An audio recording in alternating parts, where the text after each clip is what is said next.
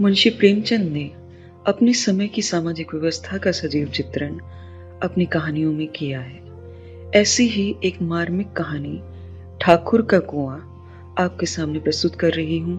मैं हूँ अर्चना त्यागी, आपके साथ हिंदी लेखक परिवार के यूट्यूब मंच पर। तो प्रस्तुत करती हूँ उनकी प्रसिद्ध कहानी ठाकुर का कुआं। जोखू ने लोटा मुंह से लगाया तो पानी में सख्त बदबू आई। गंगी से बोला, यह कैसा पानी है? मारे बास के पिया नहीं जाता। गला सूखा जा रहा है और तू सड़ा पानी पिलाए देती है। गंगी प्रतिदिन शाम को पानी भर लिया करती थी। कुआं दूर था, बार बार जाना मुश्किल था। कल वह पानी लाई तो उसमें बू बिल्कुल न थी। आज पानी में बदबू कैसी? लोटा नाक से लगाया तो सचमुच बदबू थी। जरूर कोई जानवर कुएं में गिरकर मर गया होगा। मगर दूसरा पानी आवे कहां से? ठाकुर के कुएं पर कौन चढ़ने देगा? दूर से लोग डांट लगाएंगे। साहू का कुआं गांव के उस सिरे पर है, परंतु वहां भी कौन पानी भरने देगा? कोई तीसरा कुआं गांव में है ही नहीं। जोखू कई दिन से बीमार है। कुछ देर तक तो प्यास रोके चुप पड़ा रहा, फिर बोला, अब तो मारे प्यास के रहा नहीं जाता। ला थोड़ा पानी, नाक बंद करके पी लूं। गंगी ने पानी न दिया। खराब पानी से बीमारी बढ़ जाएगी इतना जानती थी, परंतु यह न जानती थी कि पानी को उबाल देने से उसकी खराबी जाती रहती है। बोली, यह पानी कैसे पियोगे? न जाने कौन जानवर मरा है। कुएं से मैं दूसरा पानी लाए देती हूँ। जोखू ने आश्चर्य से उसकी ओर देखा। पानी कहाँ से लाएगी? ठाकुर और साहू के दो ही कुएं हैं, क्या एक लोटा पानी न भरने देंगे? हाथ पांव तुड़वा आएगी और कुछ न होगा। बैठ चुपके से।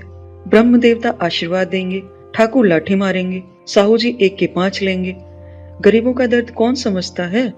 हम तो मर भी जाते हैं तो कोई द्वार पर झांकने नहीं आता। कंधा देना तो बड़ी बात है। ऐसे लोग कुएं से पानी भरने देंगे? इन शब्दों में कड़वा सत्य था। गंगी क्या जवाब देती, किंतु उसने वह बदबूदार पानी पीने को न दिया। रात के 9 बजे थे। थके मांदे मजदूर तो सो चुके थे। ठाकुर के दरवाजे पर 10-5 बेफिक्रे जमा थे। मैदानी बहादुरी का तो अब न जमाना रहा है न मौका। कानूनी बहादुरी की बातें हो रही थी। कितनी होशियारी से ठाकुर ने थानेदार को एक खास मुकदमे में रिश्वत दी और साफ निकल गए। कितनी अक्लमंदी से एक मार्के के मुकदमे की नकल ले आए।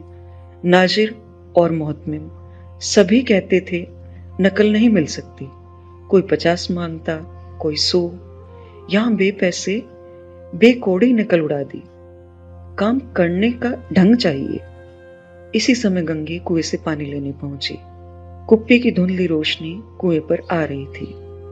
गंगी जगत की आड़ में बैठी मौके का इंतजार करने लगी। इस कुएं का पानी सारा गांव पीता है, किसी के लिए रोक नहीं। सिर्फ हम बदनसीब नहीं भर सकते। गंगी का विद्रोही दिल रिवाजी पाबंदियों और मजबूरियों पर चोट करने लगा। हम क्यों नीच हैं और ये लोग क्यों ऊंचे हैं? इसलिए ये लोग गले में तागा डाल लेते हैं। यहां तो जितने हैं एक से एक छठे हैं। चोरी ये करें, जाल फरेब ये करें, झूठे मुकदमे ये करें। अभी इस ठाकुर ने तो उस दिन बेचारे गडरिये की भेड़ चुरा ली थी और बाद में मारकर खा गया। इन्हीं पंडित के घर में तो 12 मास जुआ होता है। यही साहू जी तो घी में तेल मिलाकर बेचते हैं। काम करा लेते हैं, मजूरी देते ना नहीं मरती है। किस किस बात में हमसे ऊंचे हैं? हम गली गली चिल्लाते नहीं कि हम ऊंचे हैं, हम ऊंचे हैं। कभी गांव में आ जाती हूं तो रस भरी आंखों से देखने लगते हैं, जैसे सबकी छाती पर सांप लौटने लगता है। परंतु घमंड यह है कि हम ऊंचे हैं। कुएं पर किसी के आने की आहट हुई। गंगे की छाती धक धक करने लगी। कहीं देख लें तो गजब हो जाए, एक लात भी तो नीचे न पड़े। उसने घड़ा और रस्सी उठा ली और झुककर चलती हुई एक वृक्ष के अंधेरे साए में जा खड़ी हुई। कब इन लोगों को दया आती है किसी पर? बेचारे महंगों को इतना मारा कि महीनों लहू थूकता रहा, इसीलिए तो कि उसने बेगाड़ न दी थी। इस पर ये लोग ऊंचे बनते हैं। कुएं पर स्त्रियां पानी भरने आई थी। इनमें बात हो रही थी। खाना खाने चले और हुक्म हुआ कि ताजा पानी भर लाओ। घड़े के लिए पैसे नहीं है। हम लोगों को आराम से बैठे देखकर जैसे मर्दों को जलन होती है। हाँ, यह तो न हुआ कि कलसियां उठाकर भर लाते। बस हुक्म चला दिया कि ताजा पानी लाओ, जैसे हम लोंडिया ही तो हैं। लोंडिया नहीं तो और क्या हो तुम? रोटी कपड़ा नहीं पाती, 10-5 रुपए भी छिन झपट कर ले ही लेती हो। और लोंडिया कैसी होती हैं? मत लजाओ दीदी, छिन भर आराम करने से रह जाते हैं। इतना काम किसी दूसरे के घर कर देती तो इससे कहीं आराम से रहती। ऊपर से वह एहसान मानता, यहाँ काम करते करते मर जाओ, पर किसी का मुंह ही सीधा नहीं होता। दोनों पानी भरकर चली गई तो गंगी वृक्ष की छाया से निकली और कुएं की जगत के पास आई। बेफिक्रे चले गए थे। ठाकुर भी दरवाजा बंद कर अंदर आंगन में सोने जा रहे थे।